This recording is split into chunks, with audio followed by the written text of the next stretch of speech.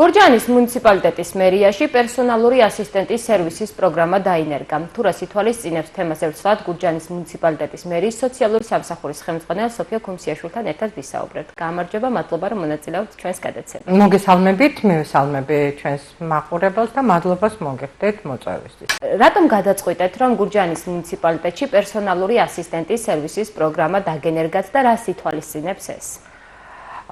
პერსონალური ასისტენტის პროგრამის დანერგვის ვალდებულება ჰქონდა ჯერ კიდევ 2020 წლის შეზღუდული შესაძლებლობის მქონე პირთა უფლებების დაცვის შესახებ კანონით, სადაც გაწერილი იყო, რომ 2025 წლიდან მუნიციპალიტეტები დაიწყებდნენ ამ პროგრამას. პროგრამა არის დელეგირების ფარგლებში, ანუ ჩვენ ვახორციელებთ სახელმწიფოდან დელეგირებული უფლება მოსილების ფარგლებში.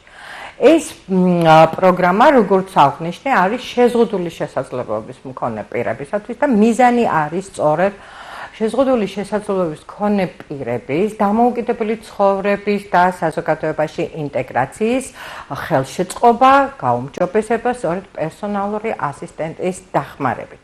სამიზნე ჯგუფი არის 18 წლის ასაკის და მეტი შეზღუდული შესაძლებლობის მქონე პირი. ოღონდაც თვითონ ეს სტატუსი შეზღუდული შესაძლებლობის მქონე პირის სტატუსი მას მინიჭებული უნდა ჰქონდეს სამედიცინო სოციალური ექსპერტიზის შესაბამისი კომისიის მიერ და უნდა ჰქონდეს ამის დამადასტურებელი დოკუმენტი. რაც შეეხება პროგრამაში ჩართვას, აუცილებელი პირობა არის, რომ პირმა მოგმართოს გურჯაანის მუნიციპალიტეტის მერიას განაცხადით, რომ მას ესაჭიროება პერსონალური ასისტენტის მომსახურება. თვითონ განაცხადთან დაურთავს როგორც სტატუსის დამადასტურებელ დოკუმენტს, ამავე დროს იმ საბუთებს, რომელიც პროგრამით არის გათვალისწინებული და კრიტერიუმებში არის ჩაშლილი. კერძოდ, ერთ-ერთი კრიტერიუმი არის 150.000 ქულაზე ნაკლები ქულის მქონე ოჯახის წევრი. ამის გარდა ჩვენ უპირატესობას ვანიჭებთ მარტოხელა პენსიონერს, ასევე მარჩენალ დაკარგულს, ასევე მარტოხელა დედას. განაცხადის მომართვის დროს უნდა წარმოადგინოს უკვე ჩამოთვლილი დოკუმენტაცია. დიახ, რა სახის დახმარებას ითვალისწინებს ეს? დიახ. თვითონ პერსონალური ასისტენტის სერვისის მიმწოდებელი არის სხვა იურიდიული პირი, კერძოდ გურჯაანის მუნიციპალიტეტში სერვისის მიწოდების უფლება ჯანდაცვის სამინისტროს მიერ მინიჭებული აქვს იურიდიულ პირს ხელს. მას ყავს 5 პერსონალური ასისტენტი და ის განახორციელებს ამ სერვისის თითოეული მათგანი განახორციელებს ამ სერვისის მიწოდებას. კერძოდ, ეს არის დახმარება ჰიგიენის საკითხებში, საოჯახო საკითხების გადაწყვეტაში, ჩაცმა, დავუშვათ საკვების მიტანა, ასევე ჯანმრთელობის დავუშვათ ხელშეწყობაში, რომ შეუძლია მან შესთავაზოს სხვადასხვა დაწესებულებაში წაიყვანოს, დაუგეგმოს თავის ჯანმრთელობის მდგომარეობის შესახებ რაღაც გარკვეული აქტივობები, თუ სამედიცინო დაწესებულებაში მისვლა, თუ მედიკამენტის მიღება. დახმარება დავუშვათ, არის შემთხვევები, როდესაც შეზღუდულ შესაძლებლობის მქონე პირს დანიშნული აქვს მედიკამენტი, მაგრამ მას არ შეუძლია ზუსტად განსაზღვროს რა დროს, რა დოზით მიიღოს. სწორედ აი ასეთ საკითხებში დაეხმარება პერსონალური ასისტენტი. მაგრამ თვითონ საჭიროებების განსაზღვრა, ანუ ამა თუ იმ პირს რა საჭიროებები აქვს, რაში ჭირდება მას პერსონალური ასისტენტის დახმარება, ამას განსაზღვრავს კიდევ სხვა დაწესებულება. ეს არის სამედიცინო დაწესებულება, რომელსაც მინიჭებული აქვს სამედიცინო სოციალურ ექსპერტიზის ჩატარების უფლება და ამ დაწესებულების მიერ შემუშავებულია სპეციალური კითხვარი, რომელიც ივსება შეზღუდული შესაძლებლობის მქონე პირის დახმარებით, მისი თანამონაწილეობით და სწორედ აი ამ კითხვარით განისაზღვრება, რა საჭიროებები აქვს ადამიანს და ეს დაწესებულება გასცემს უკვე დასკვნას. სწორედ ეს დასკვნაც შემდეგ ეტაპზე უნდა შემოიტანოს ისევ მუნიციპალიტეტის მერიაში და ამ დასკვნით განისაზღვრება, რომელი ფორმა ასისტირების რა ფორმა ჭირდება? რეგულარული თუ სპეციალიზირებული. ანუ ახალი საკითხი არის ეს, რომ თვითონ პერსონალური ასისტირების ორი ფორმა არსებობს, რეგულარული, რომელიც მიეწოდება საშუალო და მსუბუქი დარღვევის მქონე შეზღუდული შესაძლებლობის მქონე პირებს და ასეთი რეგულარული რაც ითვალისწინებს კვირაში რამდენიმე დღე. აი ვალდებული არის პერსონალური ასისტენტი, რომ დილიდან საღამომდე იყოს პირთან თუ არა? აი სწორედ მაგის აღნიშნა მინდოდა, რომ თუ კი განესაზღვრა რეგულარული ასისტირების ტიპის სპეციალური კომისიის მიერ, ასეთ შემთხვევაში მას მიეწოდება თვეში არა უმეტეს 60 საათის მომსახურება, ხოლო სპეციალიზირებული ასისტირება განკუთვნილი არის უფრო მძიმე შესაძლებლობების მძიმე შეზღუდვის დროს და ასე დროს გათვალისწინებულია თვეში 120 საათი. ჩვენ ჯერჯერობით გვაქვს საშუალება, ჯერჯერობით არა, ამ ეტაპზე გვაქვს როგორც რეგულარული, ასევე სპეციალიზირებული სერვისის მიწოდების საშუალება.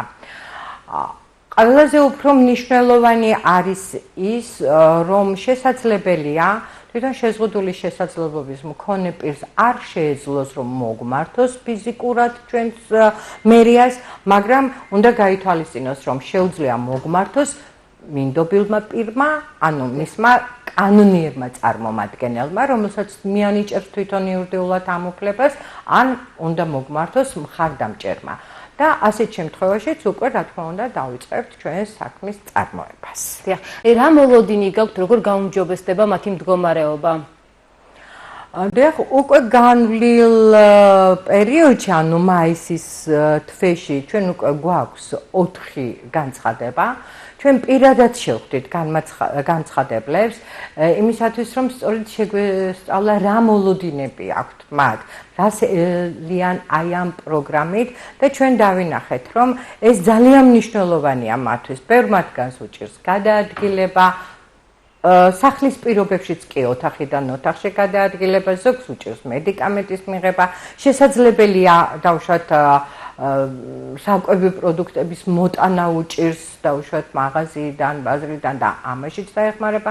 ბევრ მათგანს არა, ზოგიერთ მათგანს, იმიტომ რომ რამდენიმე განცხადება გვაქვს ჩვენ ახლა. შეიძლება ბევრმა არც იცის ამ პროგრამის შესახებ და ჩვენი ეთერის შემდეგ ალბათ განცხადებების რაოდენობა გაიზრდება. ამას ემსახურება სწორედ ჩემი აი ეს თქვენთან მოსვლა და სწორედ სურვილი რომ გავაცნოთ მოსახლეობას, რომ არსებობს ეს სერვისი, ძალიან მნიშვნელოვანია, ძალიან საჭიროა და ვიცით რომ ამ სერვისის მიწოდების მოთხოვნით ბევრი მათგანი მოგმართავს შესაძლებლობის ფარგლებში, გარკვეულ ვადებში, დიახაც იქნებიან ჩართული ამ პროგრამაში და ვიქნებით დაინტერესებული რომ ხარისხი ამ სერვისის მიწოდების იყოს ყოველთვის მაღალი და ხარისხი იცით რომ განისაზღვრება სწორედ ბენეფიციართა კმაყოფილებით და ჩვენ გავაგრძელებთ ამ კუთხითაც მუშაობას, როგორია მოსარგებლის კმაყოფილება, რა მოლოდინები აქვს და როგორ მიიღებს აი ამ სერვისს. ამაზეც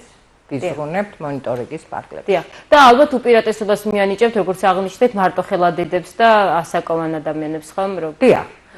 განხილვის დროს. უპირატესობა პროგრამის ბენეფიციარად ისე იგი მოსარგებლეს რომ ჩაირიცხოს ადამიანი აუცილებლად ექნება გადამწყვეტი მნიშვნელობა, როგორია მისი სოციალური ეკონომიური მდგომარეობა, იქნება ის დავუშვათ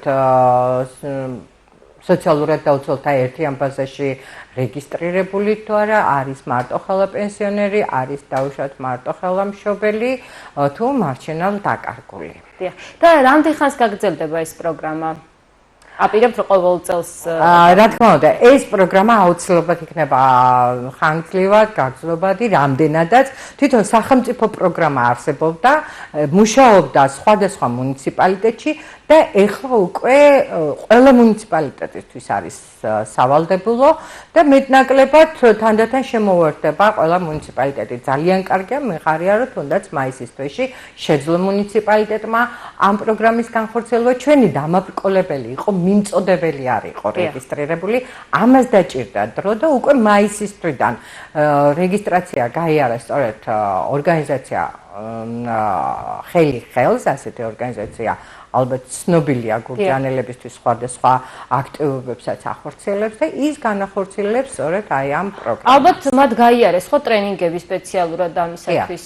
იმისათვის მომზადებულნი არიან ეს ასისტენტები. იმისათვის რომ ისინი მიმწოდებლად დაერეგისტრირებინან შესაბამის ორგანიზაციას, უпростоროდ ჯანდაცვის სამინისტროს, ამისათვის სავალდებულო ნორმა იყო, რომ პერსონალური ასისტენტების გადამზადება მომხდარიყო და მათ მინიჭებული ქონოდათ სერტიფიკატი, უფლებამოსილება აი ამ სერვისის მიწოდებისთვის და სწორედ 5 პერსონალური ასისტენტი გადაამზადეს, მოიპოვეს უფლება ამის განხორციელების, ისინი დარეგისტრირდნენ უკვე 1 მაისისთვის და ჩვენც დავიწყეთ მუშაობა აქტიურად, რომ მივაწოდოთ როგორც ინფორმაცია მოსახლეობას აღნიშნული პროგრამის და თანამშრომლობ. დავაზუსტებ კიდე თუ შეუძლიათ ამ სერვისით სარგებლობა ისეთ ოჯახებს, რომელთაც მაგალითად მშობლებს ყავთ რამდენიმე შვილი და ერთი არის აუტისტური სპექტრის და თქვათ საჭიროებს რომ მეორე ბავშვთანაც დარჩეს და თვითონ ვერ უზრუნველყოფს. ნახეთ, თქვენ ახსენეთ ბავშვი. პროგრამის მოსარგებლე არის 18 წლის ასაკის და უფრო მეტის შეზღუდული შესაძლებლობით. და იგეგმება მომავალში რომ უფრო ნაკლები ასაკის. შესაძლებელია რომ პერსონალური ეს გაფართოვდეს ეს პროგრამა და მოსარგებლეთ უკვე არა 18 და მეტი ასაკის მქონე პირები იყვნენ, არამედ 18 წლამდე ასაკის პირები. ამ ეტაპზე ჯერჯერობით ვერ დავეხმარებით. დიდი მადლობა, რომ მიიღეთ ჩვენს გადაცემაში მონაწილეობა, წარმატებას გისურვებთ. მადლობთ.